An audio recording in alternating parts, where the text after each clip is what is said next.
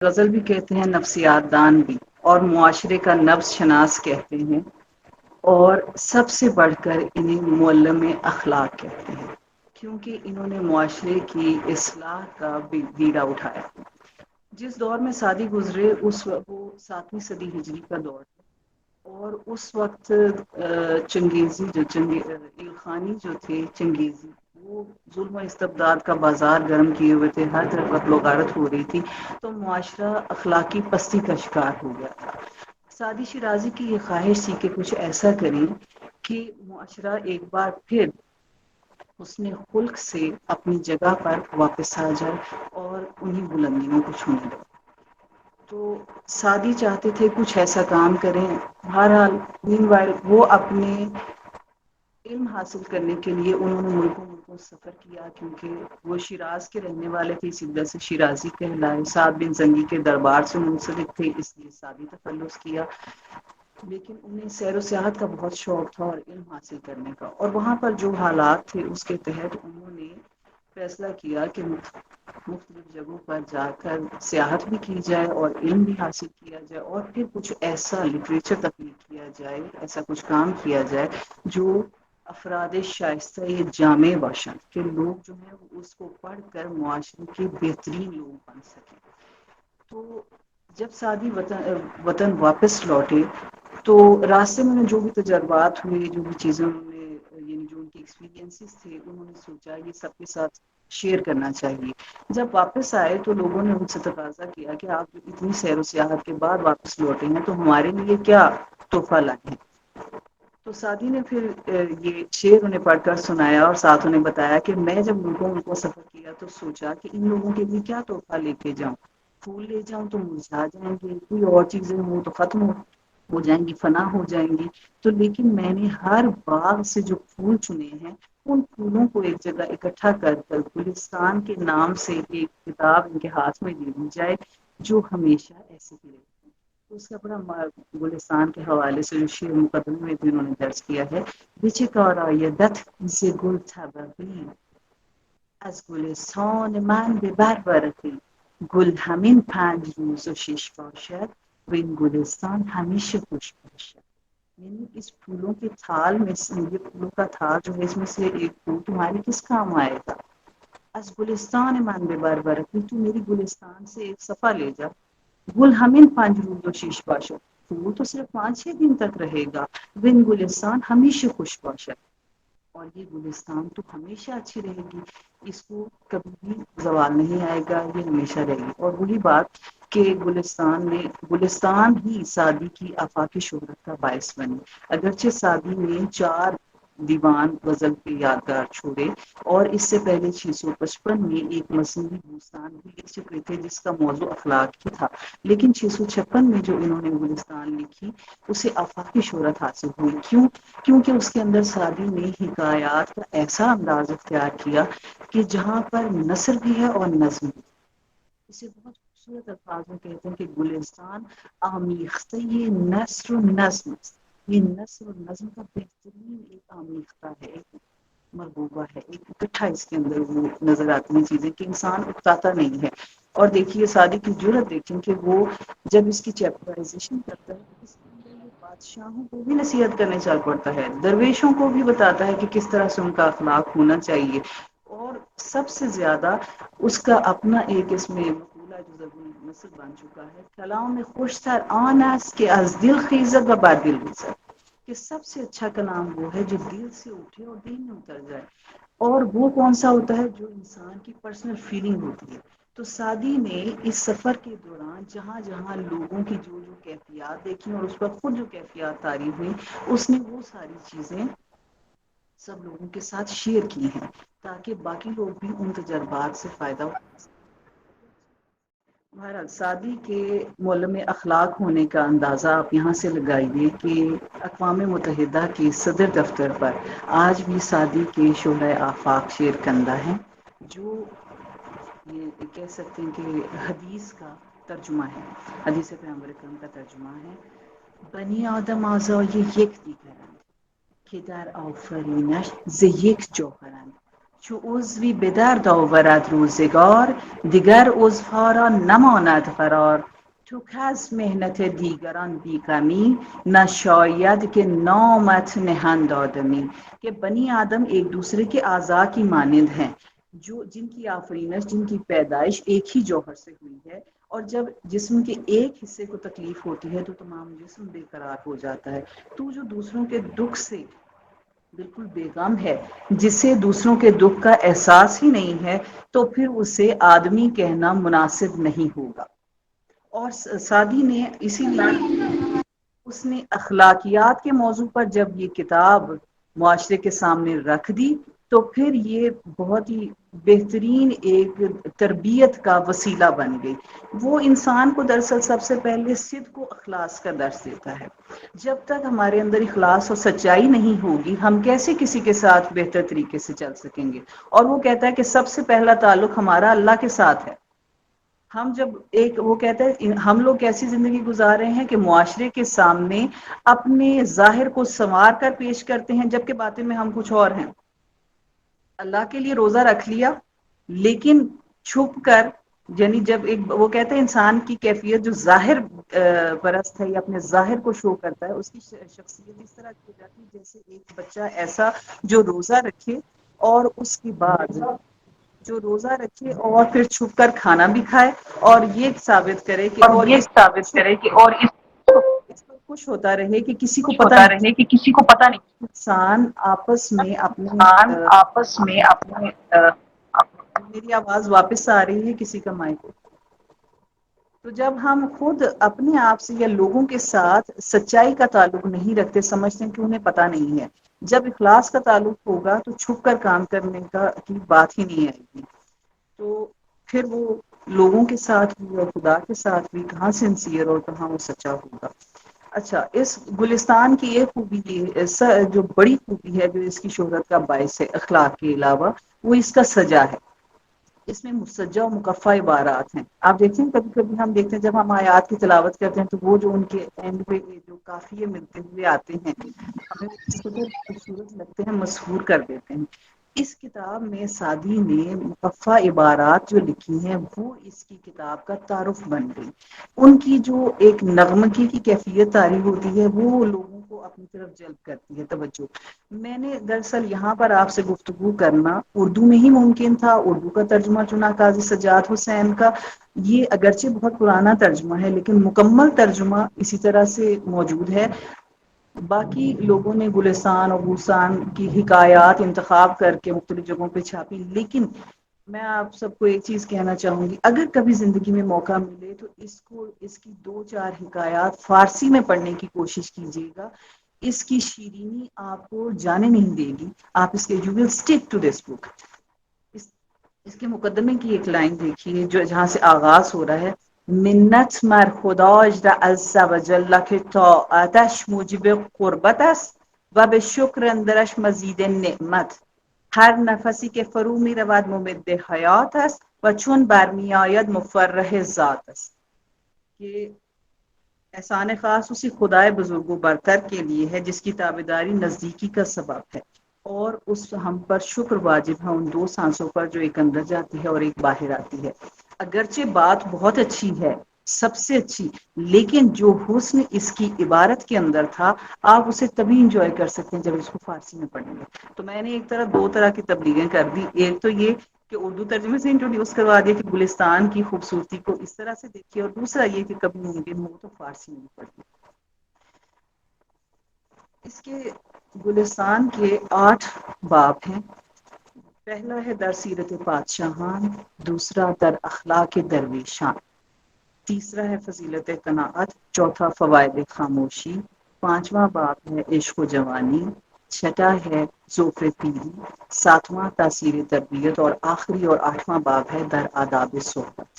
تو یہ سارے چیپٹرز کے نام ہی سنتے ہی پتا چلتا ہے کہ ان کے اندر اس نے مطلب پند و حکمت جو ہے نا وہ انسان کو بور کر دیتی ہے۔ آپ کسی بچے کو بھی مستقل نصیحت کرنا شروع کریں وہ بور ہو جائے گا، اس کی طرف اٹریکٹ نہیں ہوگا، اس پر وہ بات اثر نہیں کرے گی، ایسا ایسا سننا چھوڑ دے گا۔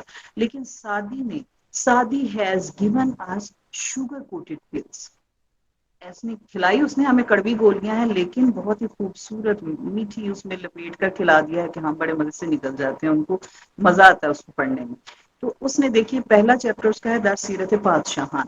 اب دیکھیے یعنی بادشاہوں کی سیرت، بادشاہ کی سیرت کیسی ہونی چاہیے۔ اب دیکھیے کوئی کہہ سکتا ہے بادشاہ کو کہ تم یہ کرو اور یہ نہ کرو، لیکن اس کی جس طریقے سے اس نے یہاں پر نصیحت کی ہے، اسی وجہ سے ہم جن لوگوں کو جہان بانی کے اصول سکھاتے ہیں، جنہیں ہم سی ایس پی آفیسرز بنانا چاہتے ہیں، جنہیں ہم پی سی ایس کرواتے ہیں، ہم ان لوگوں کو ایڈمنسٹریٹو پوسٹوں پر بٹھانے سے پہلے گلستان پڑھاتے ہیں، اور اس کے 2 چیپٹر در تاثیر تربیت، در آداب صحبت، اور انہیں ہم یہ 2 چیپٹر پڑھا کر خود اس طرف لے آتے ہیں کہ وہ اس کتاب کو پورا پڑھیں۔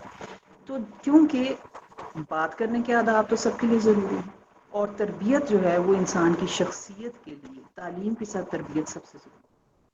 تو یہاں پر میں ایک آپ کے سامنے تھوڑا سا بتاؤں کہ اس باب میں پہلے چیپٹر میں 41 چھوٹی بڑی حکایات ہیں، 41، اور بادشاہوں اور حکمرانوں کی آپ سمجھ لیں نفسیات کے متعلق ہیں، لیکن اس میں حکمرانوں کو یہ بتا دیا گیا ہے کہ جس تکلیف سے تم نہیں گزرے تو تم اس کا اندازہ کیسے لگاؤ گے۔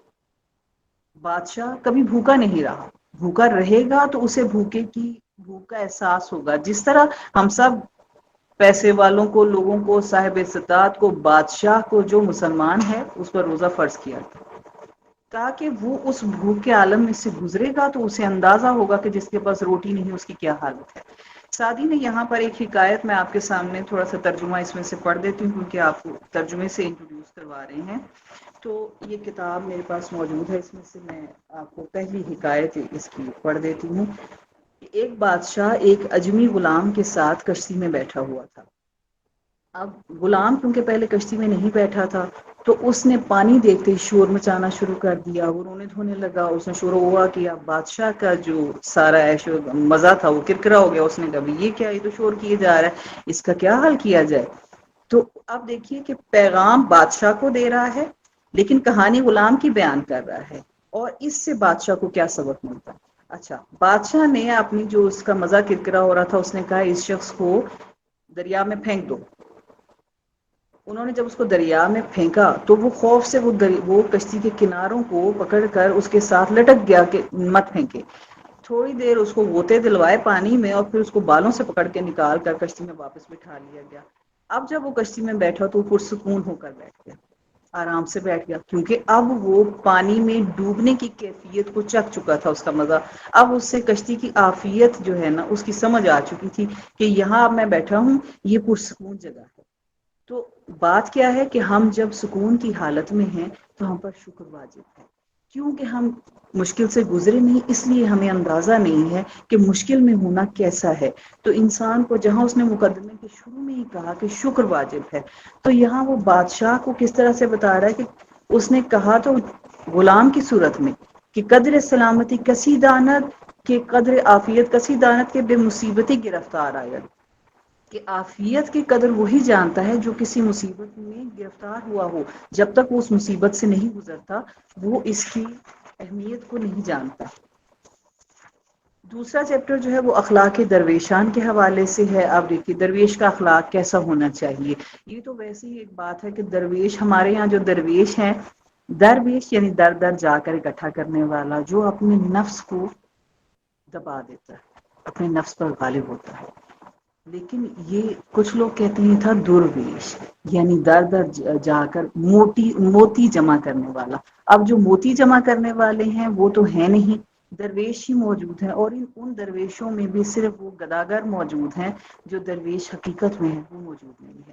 تو سعدی یہاں پر اسی طرح کی بات کرتا ہے کہ درویش جو ہے وہ تو جھکا ہوا ہوتا ہے، عاجز ہوتا ہے، اس کا وہ اپنے نفس پر غالب ہوتا ہے۔ تو ایک جگہ وہ یعنی وہ اپنی عبادت گزاری پر بھی فخر نہیں کرتا۔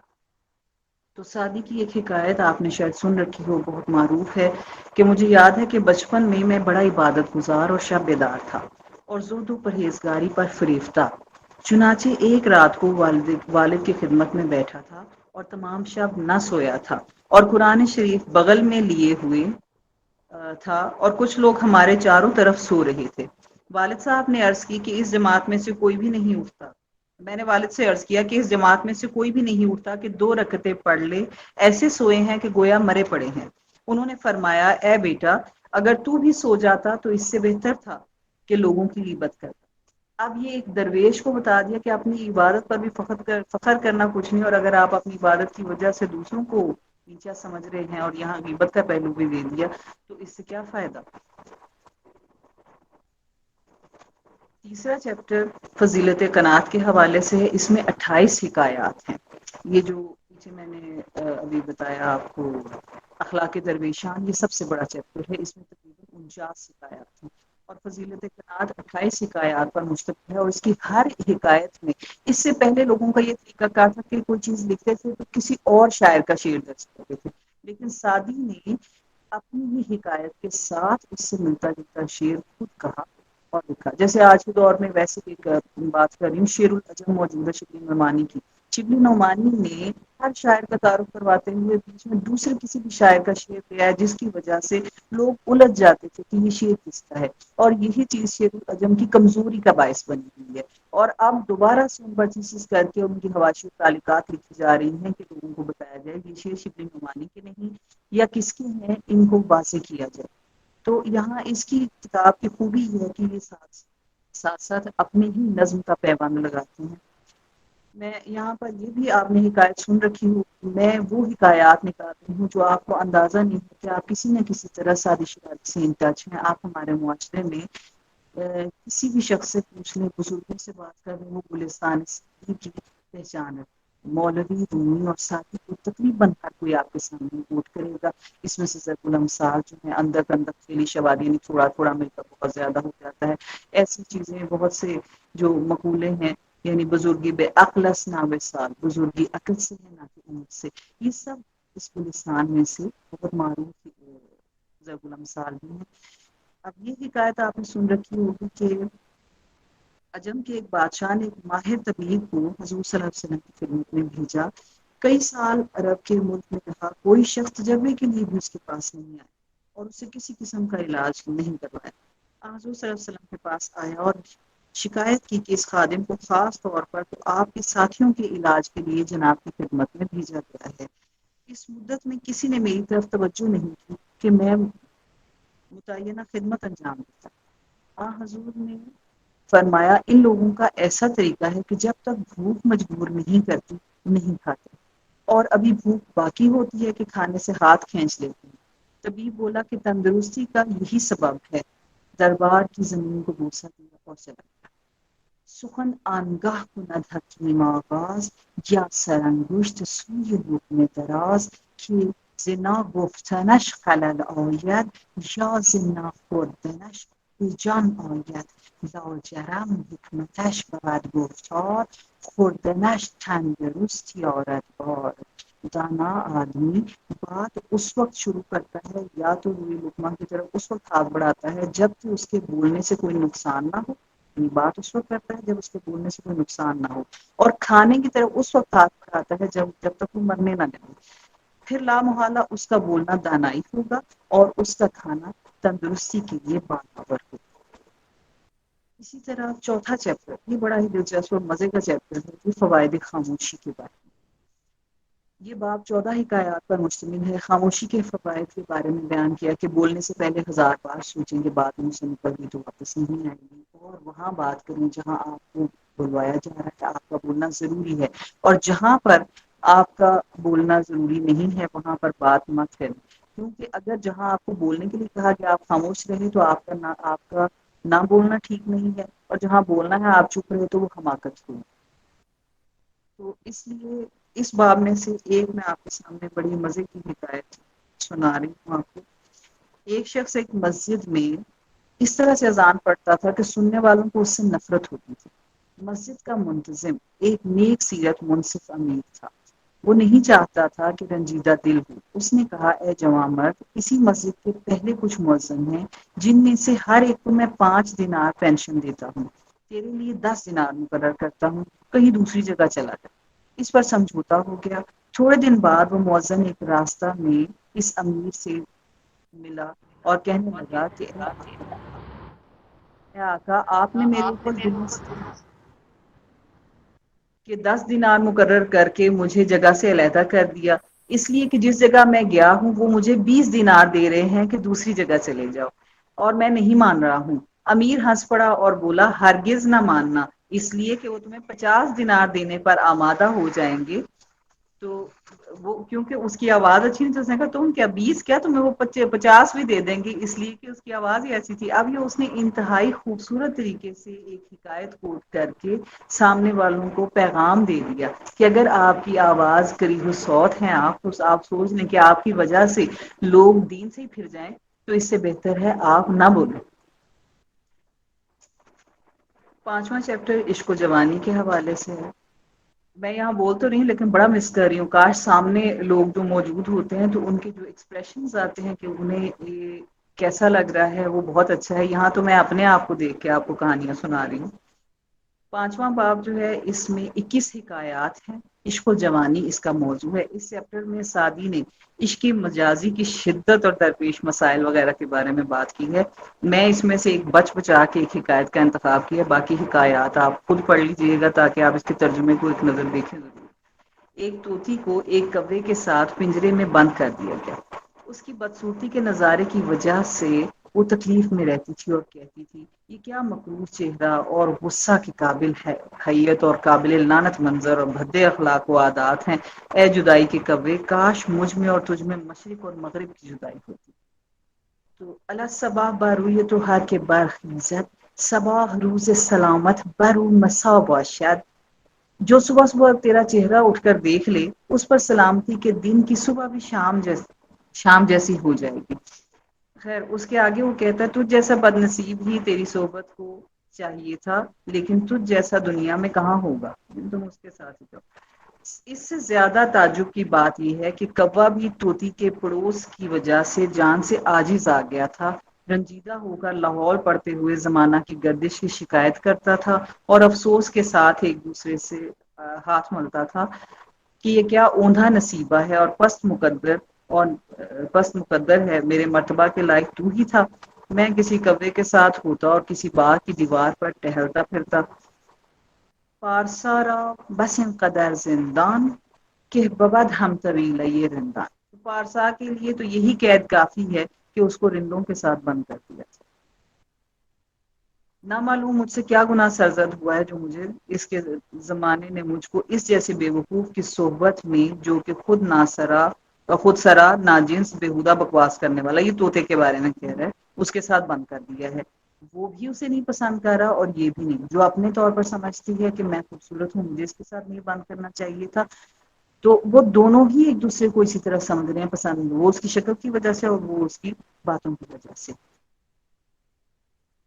تو اس میں بھی آخر تک انہوں نے سارا، جب اس نے آخر میں ایک کوٹ کیا کہ یہ کہاوت میں نے اس لیے نقل کی ہے کہ تو جان لے کہ جس قدر عقل مند کو بے وقوف سے نفرت ہوتی ہے، بے وقوف کو بھی عقل مند سے ویسی ہی وحشت ہوتی ہے۔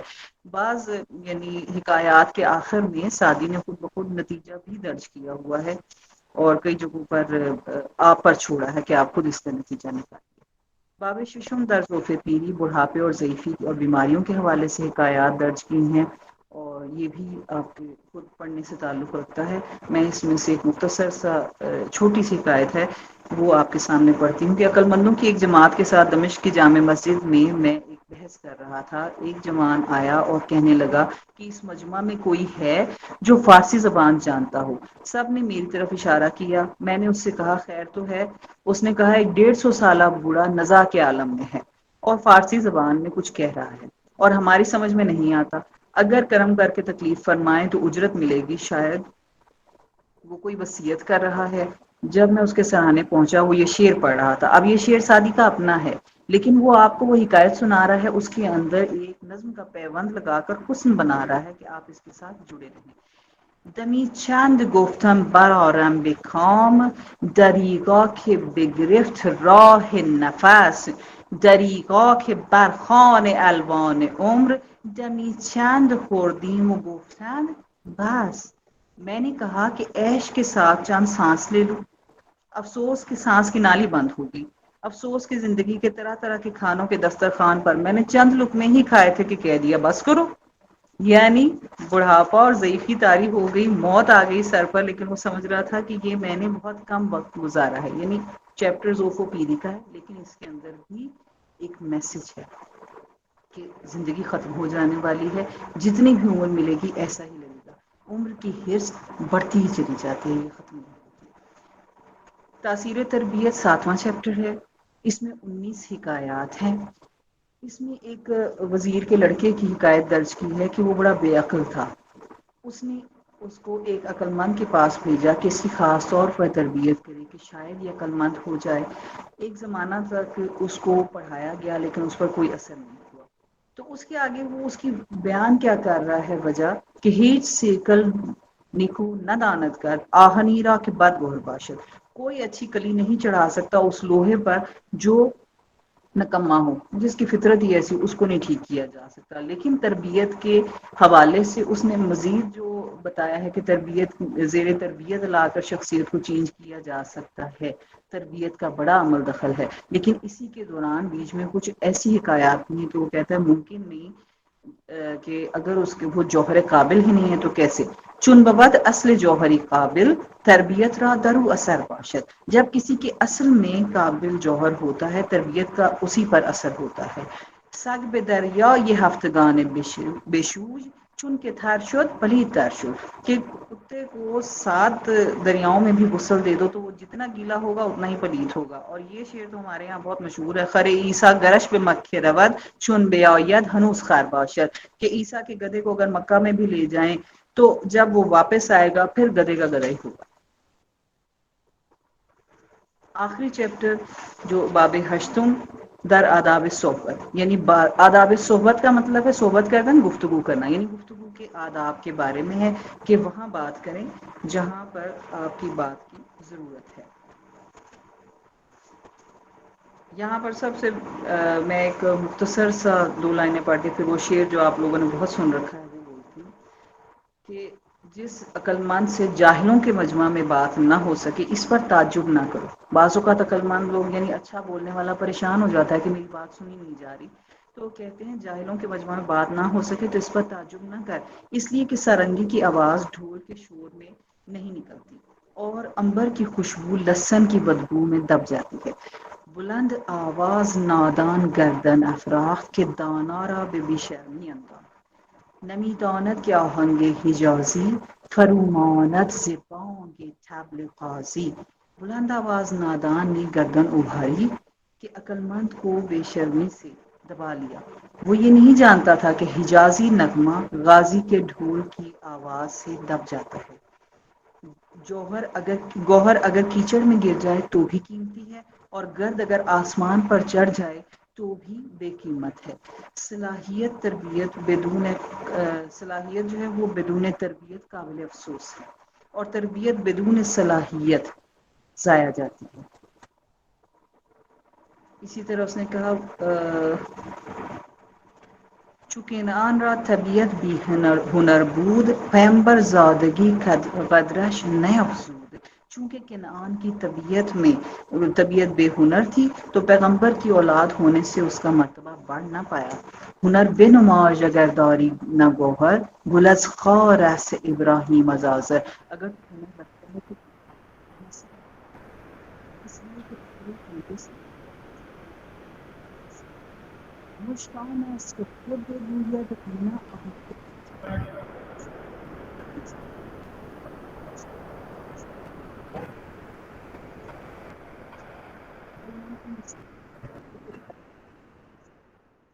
کتاب کا ضرور مطالعہ کریں. یہ آپ کے لیے گلستان سعدی کا ترجمہ جو قاضی سجاد حسین کا کیا ہوا ہے اس کا تعارف پیش کیا کیونکہ مختلف جو حکایات چنی ہوتی ہیں ان کو سنانے میں وہ مزہ نہیں آتا جس طرح ہم 8 چیپٹرز کا ایک احاطہ کرتے ہیں اور اس کو دیکھ پاتے ہیں. بہت شکریہ اگین آپ سب کا بہت شکریہ کہ آپ نے مجھے حوصلے سے سنا اور